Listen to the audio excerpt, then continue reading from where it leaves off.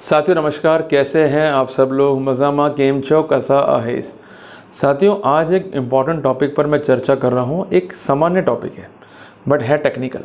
साथियों अब एक रिसेंट प्रॉब्लम क्या आ रही है चेक के आरोपियों को कि वो चेक मैटर से बरी हो गए, प्रोसीडिंग ख़त्म भी हो गई, पर इसके बावजूद भी उनके विरुद्ध ऐसी कार्रवाइयाँ कोर्ट के द्वारा की जा रही हैं कि उनको जेल जाना पड़ सकता है। और वो कार्रवाइयाँ हो रही है सेक्शन 174A IPC में। साथियों क्या है पूरा माजरा, ये कार्रवाइयाँ क्यों हो रही हैं और कितना बड़ा खतरा ये बन सकती है चेक के आरोपी के लिए, ये जानना बहुत ही आवश्यक है। इसके लिए क्या रेमेडीज़ अवेलेबल हैं और कैसे हम इजी गोइंग तरीके से इस तरह की प्रॉब्लम्स को हटा सकते हैं या उन्हें वेव ऑफ कर सकते हैं। क्लियर है? तो मैंने इसलिए शुरुआत में कहा है आपसे कि टॉपिक बहुत सामान्य है पर टेक्निकल है। साथियों टॉपिक को पूरा समझने के लिए हमें एक छोटा सा एग्जांपल लेना होगा ताकि हमें स्थितियां जो है काफ़ी इजी तरीके से क्लियर हो सकें। क्लियर है? साथियों एक मामला जो है पेश हुआ सेक्शन 138 NI एक्ट के तहत किसी कंसर्न कोर्ट में बाय मिस्टर ए।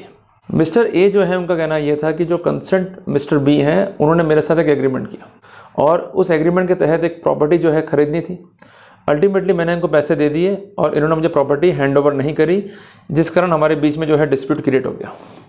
अल्टीमेटली जो पैसा इन्होंने मुझसे प्राप्त किया उसको रिफ़ंड देने के लिए इन्होंने एक चेक जो है जारी किया और इस चेक को जब मैंने बैंक में लगाया तो ये चेक जो है बाउंस हो गया। मैंने संपर्क भी किया इनसे पर सारे प्रयास जो है व्यर्थ रहे। मैंने फिर इनको लीगल नोटिस दिया, वो इनको मिल गया, तब भी जो है पैसे नहीं दिए। अल्टीमेटली मुझे केस जो है फाइल करना पड़ा। ये सामान्य स्थिति जो हर केस में होती है, आपके केस में भी स्थितियाँ ऐसे ही हुई होंगी। सेकंड फेज में क्या हुआ कि अक्यूज अपीयर ही नहीं हुआ। कोर्ट ने सम्मन, जमानती वारंट, गैर जमानती वारंट तक जो है जारी कर दी। तो कोर्ट के पास फिर एक ही विकल्प था कि इसके अटेंडेंस को सिक्योर करने के लिए एक ऐसा कॉर्जिव मेथड, कॉर्जिव मीन्स ऐसा मेथड जो डर पैदा कर दे कंसर्न अक्यूज के माइंड में। तो कोर्ट के पास ऑप्शन क्या है, आप सबको मालूम है, सेक्शन 82 CRPC के तहत भगोड़ा घोषित करने की कार्रवाई, जिसको हम कहते हैं प्रोक्लेम्ड ऑफेंडर घोषित करना। क्लियर है? अल्टीमेटली ये प्रोसीडिंग भी जो है कोर्ट ने इनिशिएट कर दी, तब भी अपीयर नहीं हुआ। इसको इस बात की जानकारी हो चुकी थी, कोर्ट के पास ऐसा कारण था विश्वास करने का कि ये जानबूझ के जो है अपीयर नहीं हो रहा। तो कोर्ट के आदेश से ही एक FIR दर्ज हुई सेक्शन 174A IPC के तहत कि आप कोर्ट की प्रोसीडिंग्स को डेलिबरेटली अवॉइड कर रहे हो, कोर्ट के आदेशों को आप डेलिबरेटली जो है अवॉइड कर रहे हो। क्लियर है? अल्टीमेटली जो कंसर्न अक्यूज है उसको भी समझाया लोगों ने, जो कंसर्न परिवादी है उसको समझाया लोगों ने, मीन्स समाज के लोगों ने। इनके बीच जो है राजीनामा हुआ, एक कॉम्प्रोमाइज डीड जो है तैयार हुई और कंसर्न परिवादी ने अपने केस को विड्रॉ कर लिया। केस में कंसर्न अक्यूज एक्विटल हो या कंसर्न परिवादी जो है केस को विड्रॉ कर ले, उस सिनेरियो के अंदर प्रोसीडिंग्स जो होती हैं 138 NI एक्ट के तहत वो सीज हो जाती हैं। पर कॉम्प्रोमाइज़ को हम डोमिनेंट इसलिए मानते हैं कि कॉम्प्रोमाइज़ की स्थिति में इसकी अपील नहीं होती है, तो इसका इफेक्ट जो है वो परमानेंट हो जाता है। क्लियर है? इस केस में भी ऐसे ही हुआ कि जो कंसर्न अक्यूज्ड है, जो कंसर्न परिवादी है, जैसे इनके बीच कॉम्प्रोमाइज़ हुआ और जैसे ही कंसर्न परिवादी ने केस को विड्रॉ किया तो कोर्ट ने केस को डिसमिस कर दिया, ये रहते हुए कि चूंकि प्रोसीडिंग्स को कंसर्न परिवादी ही कंटिन्यू करना नहीं चाहता है, it will be worthless to continue the proceeding, hence the concern complaint is dismissed as withdrawn. ये यूजुअल ऑर्डर जो कोर्ट करता है। इसके बावजूद भी जो कंसर्न प्रोसीडिंग थी 174A IPC में वो नहीं थमी, FIR जो है वो कंटिन्यू हुई। इनको डर ये था कि जब 138 NI एक्ट में प्रोसीडिंग ही खत्म हो गई है, हम ये बात इन्फॉर्म कर चुके हैं कंसर्न पुलिस को, इसके बावजूद भी कंसर्न पुलिस जो है कार्रवाई को ड्रॉप नहीं कर रही है, तो इसका मतलब कंसर्न पुलिस जो है कंसर्न अक्यूज को हैरेस करने पे जो है आमदा है। इस कॉन्टेक्स्ट में सेक्शन 528 BNSS के तहत जो है कंसर्न अक्यूज जो है हाईकोर्ट ने मूव कर गया। आपको एक बात मैं स्पष्ट करना चाहता हूं कि सेक्शन 528 BNSS कोई नई चीज़ नहीं है, ये सेक्शन 482 CRPC का ही एक फॉर्मेट है। चूँकि CRPC अस्तित्व में नहीं रही है, अगर CRPC अस्तित्व में होती तो ये जाता 482 के अंदर। चूँकि CRPC नहीं है, अब आ गया है BNSS, तो ये जो कंसर्न अक्यूज है ये मूव हुआ है सेक्शन 528 के अंदर, जिसके तहत इनहेरेंट पावर है हाई कोर्ट को to quash the proceeding if they are appearing to be abuse of process of law. Clear हो गया? बहुत सिंपल सी बात है।